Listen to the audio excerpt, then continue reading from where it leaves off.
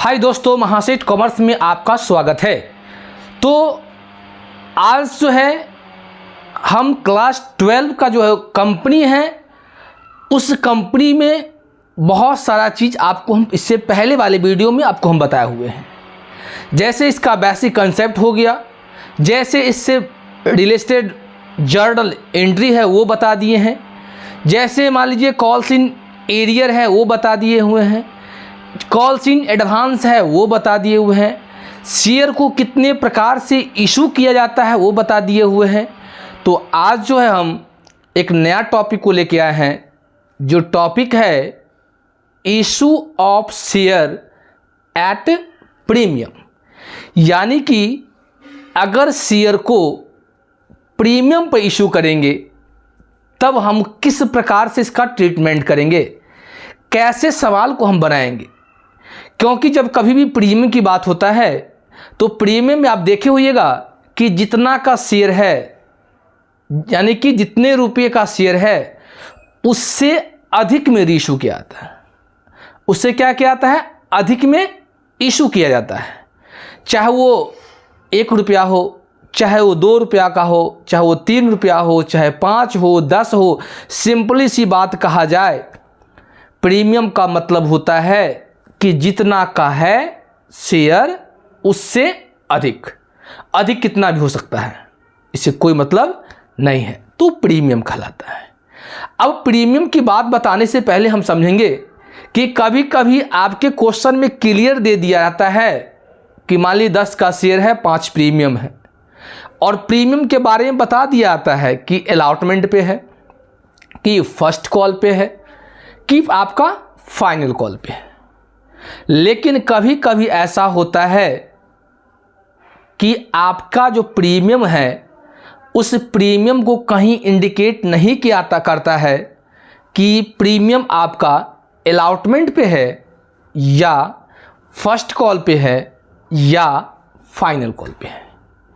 तो ऐसी दशा में क्या करेंगे, तो ऐसी दशा में हम लोग प्रीमियम को कहाँ पे लेंगे, तो ऐसी दशा में हम लोग प्रीमियम को हमेशा के लिए अलॉटमेंट पे लेते हैं। कहाँ लेते हैं, अलॉटमेंट पे लेते हैं। कोई दिक्कत नहीं। अब मान लीजिए कि प्रीमियम जब कभी भी होगा तो जितना का शेयर रहता है उससे अधिक होता है। कभी कभी जैसे मान लीजिए 10 का शेयर है और 2 रुपया प्रीमियम बताया, जैसे मान लीजिए तो 12 रुपया हो गया, और प्रत्येक कॉल का दे देता है कि एप्लीकेशन पर 1 रुपया, अलॉटमेंट पे 2 रुपया, फर्स्ट कॉल पे 3 रुपया, फाइनल कॉल पे 3 रुपया। और उसके बाद बोलता है कि प्रीमियम जो है अलॉटमेंट पे 2 रुपया है। कभी कभी एक ही बार दे दिया कि अलॉटमेंट पे 3 रुपया, चाहे अलॉटमेंट पे 4 रुपया, इंक्लूडिंग प्रीमियम। इंक्लूडिंग प्रीमियम का मतलब ये हुआ कि जिस कॉल पे अगर लिखा हुआ है कि प्रीमियम इंक्लूडेड है नहीं, तो ऐसी दशा में उस कॉल से प्रीमियम को हम लोग अलग करके बाकी जो रेस्ट बचता है उसको हम लोग कॉल में क्या करते हैं, काउंट करते हैं। अब कॉल में क्यों काउंट करते, क्योंकि कभी कभी तो क्लियर लिख देता है कि एप्लीकेशन ए अलॉटमेंट पे मान लीजिए कि 4 रुपया, 2 रुपया कॉल, 2 रुपया प्रीमियम, फर्स्ट कॉल पे 3 रुपया, फाइनल कॉल पे 4 रुपया। तो इसमें तो कोई दिक्कत है ही नहीं आपको, समझ में आया? दिक्कत वहाँ पे होता है जहाँ पे आपको दिया जाता कि एप्लीकेशन पे इतना, अलॉटमेंट पे इतना, इंक्लूडिंग प्रीमियम, और balance first and final call पे। यहाँ पे दिक्कत होता है बच्चों को कि यहाँ पे फर्स्ट एंड फाइनल कॉल पे कितना पैसा लिया जाए। तो इस चीज़ को जानकारी प्राप्त करने के लिए हम लोग क्या करते हैं, जिस कॉल पे प्रीमियम होता है और जितना प्रीमियम होता है, प्रीमियम को अलग करके जो बचा हो कॉल का हुआ तो एप्लीकेशन का दिया रहता है। अलॉटमेंट का मान लीजिए अगर प्रीमियम अलग कर देंगे तो कॉल हो गया, और जो रेस्ट अमाउंट बचता है, तो जो टोटल शेयर होता है, टोटल नंबर ऑफ शेयर होता है, उसमें कितने रुपये का होता है, उस रुपया में से एप्लीकेशन और अलॉटमेंट का अमाउंट को घटा देते हैं, तो बैलेंस जो बचता है वो बैलेंस किसका बचता है, वो बैलेंस बचता है आपका किसका, फर्स्ट एंड फाइनल कॉल। समझ में आ रहा है? तो टाइम को वेस्ट न करते हुए चलिए एगो सवाल लेकर आए हैं, उस सवाल को हम लोग देखते हैं थोड़ा। कहता है x limited issued 16,000 share of 10 each at a premium of 3 per share payable as follow. X limited जो है वो 16,000 शेयर इशू कर रहा है और कितने का है, 10 रुपये का है, और उसमें बता रहा है कि प्रीमियम आपका कितना प्रीमियम पे है, 3 रुपया प्रीमियम है।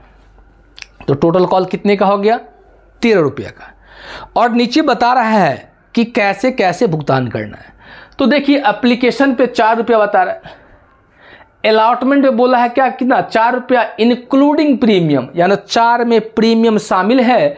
तो आप समझ सकते हैं कि अगर 4 में प्रीमियम शामिल है तो 3 रुपया अगर प्रीमियम हो गया तो 1 रुपया किसका हो गया, कॉल का हो गया। कोई दिक्कत। उसके बाद कहता है balance on first and final call. अभी जस्ट बताए हम कि बैलेंस की बात बोला, अब बैलेंस कितना होगा फर्स्ट एंड फाइनल कॉल पे। तो 4 रुपया एप्लीकेशन, अलॉटमेंट में आपको कितना रुपया हुआ, 1 ही रुपया हुआ, क्योंकि 3 रुपया तो प्रीमियम था। तो 4 1 कितना हो गया, 5। तो लास्ट जो बचेगा फर्स्ट एंड फाइनल कॉल वो कितने रुपया का होगा, 5 रुपये का होगा। कोई दिक्कत, यहाँ तो कोई दिक्कत है समझने में, बताइए कौन। देखिए फिर समझिए, इन अलॉटमेंट में 4 रुपया है, तो अलॉटमेंट पे जो 4 रुपया है उसमें लिख दिया है कि इंक्लूडेड प्रीमियम, मतलब 4 में प्रीमियम शामिल है। हाँ, तो 3 को इसलिए घटाएं क्योंकि यहां पे दिया हुआ है कि 3 रुपया जो है आपका प्रीमियम है। क्या है, प्रीमियम है। तो 4 में मान लीजिए 4 रुपया कॉल है, 3 रुपया प्रीमियम को अलग कर दिए तो कॉल का कितना बचेगा, 1 रुपया ना, तो वही 1 रुपया। तो 4 1 5 बचेगा कितना, 5 रुपया। Application were received for 15,000 share. अब कहता है शेयर कितना प्राप्त किए, 15,000। यानी आप देख रहे हैं कि 16,000 शेयर इशू किए और जनता के द्वारा कितना लिया गया, 15,000 लिया गया। इसको हम लोग बोल सकते हैं अंडर सब्सक्रिप्शन। क्या बोल सकते हैं, अंडर सब्सक्रिप्शन, यानी जितना इशू हुआ उससे कम जनता के द्वारा क्या किया, लिया गया। जब इशू से कम लिया जाता है तो अंडर सब्सक्रिप्शन, और जब इशू से ज़्यादा एप्लीकेशन आता है तो ओवर सब्सक्रिप्शन। कोई दिक्कत। चलिए, आपका all money was duly received pass necessary entry in the books of company. आपको बोला कि सारा का सारा सब चीज़ प्राप्त हो गया है, आपको जर्नल प्राप्त कर, जर्नल एंट्री पास करना है किसके, कंपनी के बुक में। यहाँ तक किसी को दिक्कत है तो बताइए, नहीं ना। चलिए, अब हम बताए थे आपको कि जब कभी भी इशू ऑफ शेयर से रिलेटेड जब जर्नल बनाएंगे तो जर्नल से पहले आप वर्किंग नोट बनाएंगे। क्या बनाएंगे, वर्किंग नोट बनाएंगे, और जर्नल को हमेशा जर्नल के फॉर्मेट में बनाएंगे। कोई दिक्कत। तो चलिए आते हैं। अब देखिए, हम आपको बताए थे कि क्या बनाएंगे, वर्किंग नोट बनाएंगे। वर्किंग नोट क्या होगा, शेयर एप्लीकेशन, शेयर एप्लीकेशन। दूसरा क्या होगा, शेयर अलॉटमेंट, इसी में है सिक्योरिटी प्रीमियम। तीसरा क्या है, share first and final call. कोई दिक्कत नहीं ना, कोई दिक्कत आ रहा है, बोलिए, समझ में आ रहा है, कोई दिक्कत हो गया। अब देख लीजिए, तो टोटल शेयर कितने का है, कितना है, 15,000 है। कितना रुपया, 4 रुपया। यहां कितना, 15,000। 4 में कितना, 1 रुपया कॉल का, 3 रुपया प्रीमियम। और यहां कितना, 15,000। तो 4 1 कितना हुआ, 5। तो बचा कितना, 5। अब यहां हम लोग क्या करेंगे, ड्यू करेंगे और रिसिप्ट करेंगे। अब देखिए, 15 चौका कितना होता है, 60। कितना जीरो, 3 0, 1 2 3, 60,000। तो यहां भी कितना है, 15 चौका कितना हो गया, 60,000। फिर यहां कितना होगा, 15,000। 15 तिया कितना, 45,000। दोनों को जोड़ेंगे कितना होगा, ये भी होगा 60,000। कोई दिक्कत। 15 पचे कितना 75,000, यहाँ भी कितना होगा 75,000। अब ये देखिए पहला एंट्री हो गया, दूसरा एंट्री, तीसरा एंट्री, चौथा एंट्री, पांचवा एंट्री और छठा एंट्री। बोलिए यहाँ तो कोई दिक्कत है तो बताइए।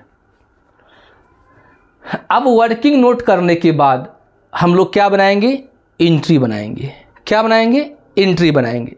और बोले थे कि जब कभी भी एंट्री बनाएंगे तो उस एंट्री को जर्नल के फॉर्मेट बनाएंगे। बट यहाँ पे हम विदाउट फॉर्मेट का बना रहे हैं, लेकिन आप जब कभी भी बनाएंगे तो जर्नल के फॉर्मेट बनाएंगे। तो चलिए पहला एंट्री क्या होता है, देखिए पहला एंट्री क्या करते हैं हम लोग, रिसीव का करते हैं। तो पैसा प्राप्त होगा तो बैंक अकाउंट क्या होगा, डेबिट होगा।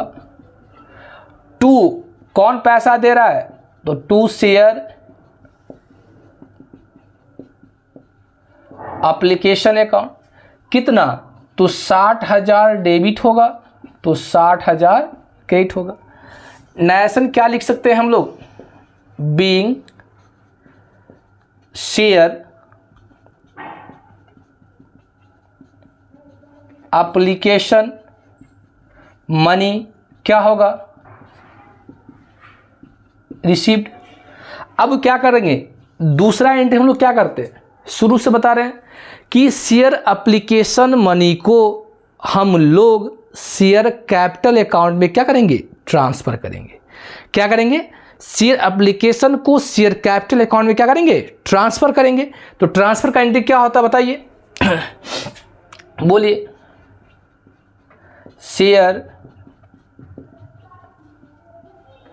Application account debit to share capital account. Amount कितना होगा उतना ही, 60,000 डेबिट होगा तो 60,000 क्रेडिट होगा। नरेशन क्या लिखेंगे, being share application money transfer to share capital account. यहाँ तक कोई दिक्कत है तो बताइए, किन्हीं प्रकार का दिक्कत है। क्योंकि एक बार जो है हम लोग क्या किए, पहले एप्लीकेशन में प्राप्त कर लिए, उसके बाद उसको हम लोग क्या कर लिए, ट्रांसफ़र कर लिए। नेक्स्ट टाइम जो है अलॉटमेंट पैसा हम लोग क्या करेंगे, पहले ड्यू करेंगे उसके बाद रिसीव करेंगे। कोई दिक्कत नहीं। तो दूसरा के बाद तीसरा एंट्री मेरा क्या होगा, देखिए तीसरा एंट्री क्या होगा,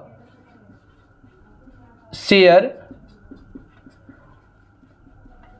allotment account debit to share capital account to security